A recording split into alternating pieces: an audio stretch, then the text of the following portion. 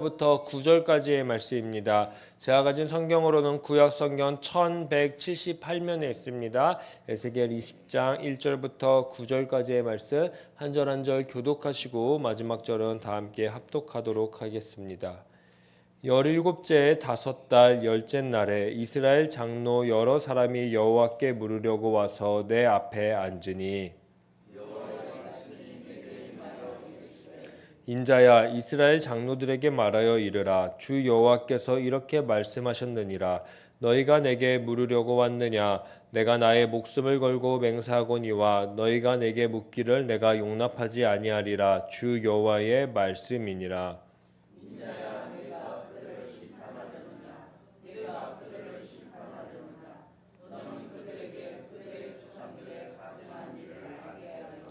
이르라. 주 여호와께서 이같이 말씀하셨느니라. 옛날에 내가 이스라엘을 택하고 야곱 집의 후예를 향하여 내 손을 들어 맹세하고 애굽 땅에서 그들에게 나타나 맹세하여 이르기를 나는 여호와 너희 하나님이라 하였노라.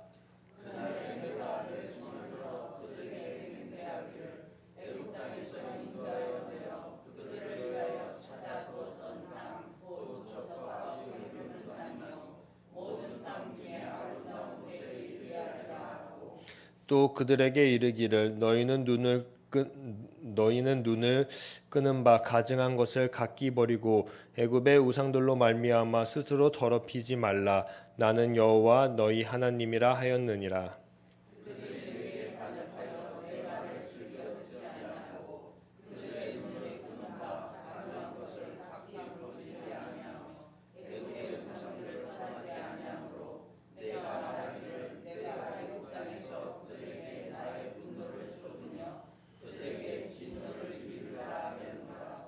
그러나 내가 그들이 거주하는 이방인의 눈 앞에서 그들에게 나타나 그들을 애굽 땅에서 인도하여 내었나니 이는 내 이름을 위함이라. 내 이름을 그 이방인의 눈 앞에서 더럽히지 아니하려고 행하였음이나. 아멘. 오늘 우리가 찬송했던 것처럼요, 날이 갈수록 내 구주, 우리 구주 예수 그리스도를 더욱 사랑하는 그러한 한 날 되시기를 간절히 축복합니다. 예수 그리스도를 사랑하는 그만큼 우리들의 인생 가운데에 예수 그리스도께서 우리에게 주신 그 사랑이 가정이나 또 우리의 일터에서 계속해서 흘려 넘쳐지는 그러한 한 날 되기를 간절히 소망합니다. 우리가 함께 오늘 읽은 에스겔서 20장은요, 네 가지의 반역에 대해서 고발하고 있는 그러한 장입니다. 그리고 우리가 오늘 읽은 1절부터 9절까지는 특별히 네 가지 중 첫 번째에 속하는 그러한 애굽 반역을 이야기하고 있습니다. 1절을 보니까요, 때는 제7년 5월 10일이다 라고 이야기를 하고 있습니다. 1장 1절의 배경과 비교해 봤을 때요, 2년이 지난 주전 591년경이라고 볼 수 있겠습니다. 바벨론 2차 포로 이후에 예루살렘의 멸망까지 불과 몇 년 안 남았음을 우리는 이 날짜를 통해서 짐작할 수 있습니다. 즉 위태로운 시기다, 어려운 시기다, 곧 멸망하는 길을 걸어가고 있는 시기다라고 볼 수 있는 것이요. 이 상황 속에서 3절에 장로들이 또 찾아옵니다. 주님께 묻고자 온 것입니다. 그런데 우리는 이미 에스겔서를 통해서 쭉 보았습니다. 장로들이 찾아올 때마다 그들의 마음을 말이지요. 정말로 주님께 묻기 위해서, 정말로 주님께 길을 묻기 위해 온 것이 아님을 말이지요. 주님도 이것을 간파했습니다. 이들이 이곳 가운데 온 이유는 표면적인 이유 때문이다 라고 말이죠. 그래서 이들에게 묻는 것을 허락하지 아니하셨습니다. 4절을 보시면 하나님은 도리어 에스겔에게 이들의 조상들 때부터 해온 가증한 일들을 하나하나 이야기하라 라고 말씀하십니다. 하나님께서 들려주시고 전해주시는 첫 번째 가증한 일은요, 5절부터 9절을 통해 들려지기 시작합니다. 하나님은요, 이스라엘을 선택하셨다라고 하셨습니다. 그리고 나 여호와가 너희의 하나님이다라고 5절에서 분명히 말씀하셨습니다. 여기서 특히 택하다라는 것은요, 사람, 족속, 특별한 개인을 선택할 때 사용하는 그러한 단어입니다. 하나님이 택한 이스라엘 백성, 5절부터 9절의 상황 속에서 보면요, 사실 잘난 것이 하나 없는 그러한 백성입니다. 이분의 신분은 무엇이었습니까? 종이었습니다. 노예였습니다. 우월한 것이 하나도 없었습니다. 가진 능력도 없었습니다. 가진 달란트도 없었습니다. 이들이 이런 것들이 많아서 하나님께서 선택하셨을까요? 하나님은요 분명히 말씀하셨습니다. 신명기 7장 7절에 같이요, 여호와께서 너희를 기뻐하시고 너희를 택하심은 너희가 다른 민족보다 수요가 많기 때문이 아니라 너희가 오히려 모든 민족 중에서 가장 적음이라 라고 말이죠. 하나님께서 이스라엘 백성을 선택하신 이유는요, 많아서 선택한 것이 아닙니다. 가장 적어서 선택하셨습니다. 이 이유는 하나님의 사랑을 부어주겠다, 하나님의 은혜로 너희가 선택되었다라는 것을 강조하고 싶은 하나님의 마음입니다. 하나님께서 선택하신 종, 노예 이스라엘을 이제 6절과 같이 애굽에서 인도하여 내어서 그들을 위해 예정한 땅에 이르게 하겠다, 거기서 살게 하겠다라고 하나님께서는 작정하십니다. 6절을 통해 하나님은요 자신이 바로 출애굽기 20장 2절에 나온 20장 2절과 같이요 십계명을 주면서 나는 너를 애굽 땅 종되었던 땅 집에서 인도해낸 여호와 하나님이다 라고 말씀하시며 구원의 하나님임을 오늘 강조하기 시작합니다. 하나님은 선택만 하시는 분이 아니십니다. 선택했으면요 구원하시고 그들을 이끌어내시는 하나님이십니다. 선택하고 구원하시는 하나님께서는 이스라엘 백성에게 허락한 것이 있었습니다. 바로 7절의 말씀인데요. 이 7절의 말씀 함께 합독하도록 하겠습니다. 또 그들에게 이르기를 너희는 눈을 끄는 바 가증한 것을 각기 버리고 애굽의 우상들로 말미암아 스스로 더럽히지 말라. 나는 여호와 너희 하나님이라 하였느니라. 아멘. 하나님은요 가증한 것을 버리고 애굽의 우상들로 더럽혀지지 않기를 간절히 원하셨습니다. 이 말씀은요 아까도 십계명을 주시면서 말씀하셨던 그 뒤로 십계명 1절과 2절의 말씀과 흡사한 말씀입니다. 출애굽기 20장 3절부터 4절까지의 말씀 제가 봉독하도록 하겠습니다. 너는 나 외에 다른 신을 내게 두지 말라. 너를 위하여 새긴 우상을 만들지도 말고 또 위로 하늘에 있는 것이나 아래 땅에 있는 것이나 땅 아래 물속에 있는 것에 어떤 형상도 만들지 말며라고 하나님께서는 강조해 주셨습니다. 이것은요 하나님이 선택하고 구원하신 이스라엘 백성이 하나님과 같이 거룩한 백성이 되기를 원하시는 하나님의 뜻이기도 한 것입니다. 그래서 그런지 오늘 에스겔서 20장의 표제 제목도 하나님의 뜻이라고 우리 성경책 윗부분에 놓여 있습니다. 그런데 하나님의 뜻과 다르게요 8절을 보니 이스라엘 백성은요 하나님께 반역했다, 하나님의 뜻 말씀을 듣지 아니했다라고 나옵니다.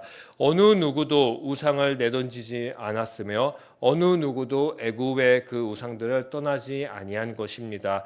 가진 것이 없어서 종이어서 노예에서 택했던 백성들이었습니다. 그런데 종의 모습, 노예의 모습에서 습득한 것이 모든 것이라 착각하며 살아갔던 백성이 되었습니다.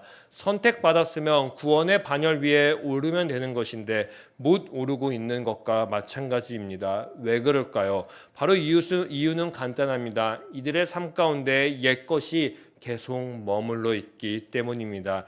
옛것이 좋아서 그 삶이 이미 안정되고 자리 잡혔기 때문인 것이죠.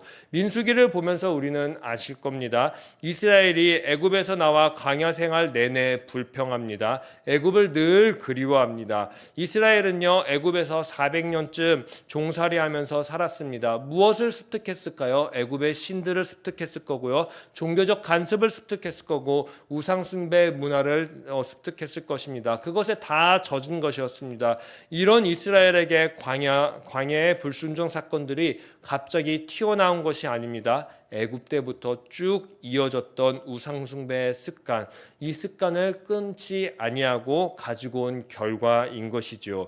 하나님은 이런 이스라엘을 애굽에서 끝내셔도 사실 됐습니다. 선택했네, 잘못 선택했다, 다시 선택해야지라는 그런 마음을 충분히 품으실 수 있는 분이시습니다. 그런데요 9절을 보니까 하나님은 이스라엘 때문이 아니라 이스라엘을 선택한 자기 자신, 하나님의 이름, 내 이름을 위하여 이스라엘을 인도한다라고 말씀하고 계십니다. 그렇습니다. 우리 하나님은요, 선택하고 구원하시면요, 책임지시는 하나님이십니다. 바로 하나님 자기 자신의 이름 때문에 말이지요.